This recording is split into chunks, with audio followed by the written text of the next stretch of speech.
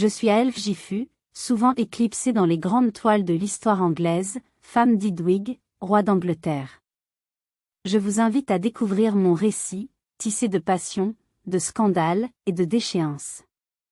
Née au sein de la noblesse, ma vie était destinée à être un outil politique, utilisé pour tisser des alliances cruciales. Je fus unie à Edwige alors que nous étions encore jeunes, tous deux naïfs face aux rigueurs et aux machinations de la cour. Edwige, jeune roi au visage radieux, fut couronné en 955, succédant à son oncle, le roi Idred. Notre mariage symbolisait l'espoir et l'union, mais les fondations sur lesquelles nous bâtissions étaient fragiles, minées par des influences extérieures et des intrigues de pouvoir.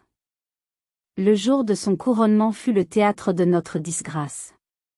Au lieu de participer pleinement aux cérémonies, Edwige s'échappa pour me rejoindre, isolée dans l'intimité de nos appartements.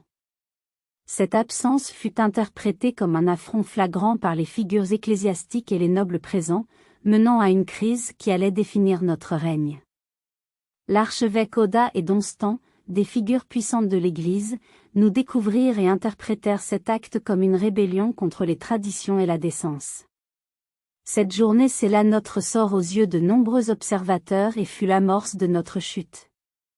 Face à la pression croissante, notre union fut scrutée et finalement dénoncée par l'Église comme illégitime sous prétexte de consanguinité. Cependant, je perçois que ces accusations étaient motivées moins par des préoccupations légitimes que par le désir de nous écarter, Edwige étant de plus en plus perçue comme un obstacle aux ambitions politiques de figures comme Donstan. Notre mariage fut annulé, et Edwige fut contraint de se remarier, cette fois avec Aethel Gifu, dans une tentative maladroite de stabiliser son règne. Quant à moi, rejetée et déclarée paria, mon existence fut enveloppée de solitude. Les détails de ma vie après notre séparation restent flous et peu documentés. Selon certaines sources, j'aurais été confinée dans un monastère, un exil déguisé où j'ai passé le reste de mes jours loin des regards et des tumultes de la couronne. D'autres récits suggèrent une vie en retrait, marquée par le deuil de ce qui aurait pu être. Mon histoire illustre le sort de nombreuses femmes de mon époque, prises dans des jeux de pouvoir qui les dépassent.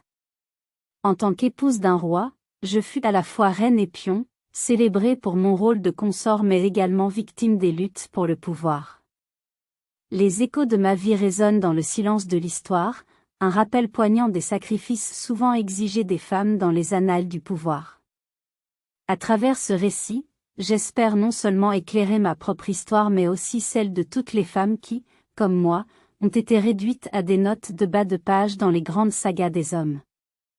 Notre héritage, bien que souvent voilé, mérite d'être raconté, non seulement pour honorer notre mémoire, mais pour mieux comprendre les dynamiques complexes de pouvoir et de genre qui façonnent encore le monde aujourd'hui.